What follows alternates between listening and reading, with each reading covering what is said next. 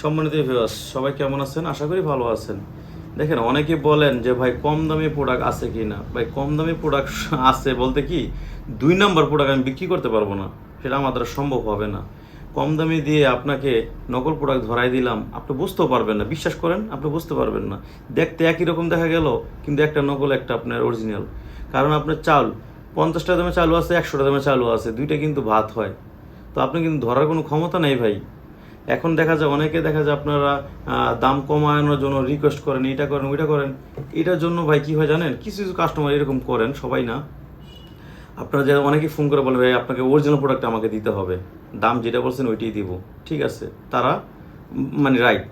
এখন অনেকে দেখা যায় আপনারা খোঁচান যে ভাই একটু কমায় রাখেন, একটু কমায় রাখেন। ভাই এইটার জন্য দেখা যায় আপনাদের এই সব কথার কারণে আমাদের ভিডিও করার মন মানসিকতা নষ্ট হয়ে যায়।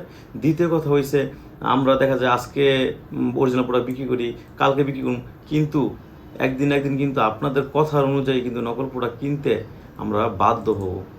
আপনাদের হাতে নকল প্রোডাক্ট পৌঁছায় দিয়া দাম কমাই দিব, নকল প্রোডাক্ট হাতে পৌঁছাই দিব, সেটা কি ভালো হইব?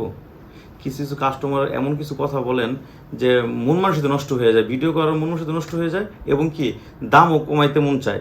এখন দাম কমাবো কীভাবে? আমি যে জিনিসটা যদি 5 টাকা দিয়ে আনি, আপনার দাম যদি বলেন 3 টাকা, আমি কি দিতে পারবো? মোটামুটি আমার 5.5 টাকা বিক্রি করতে হইব।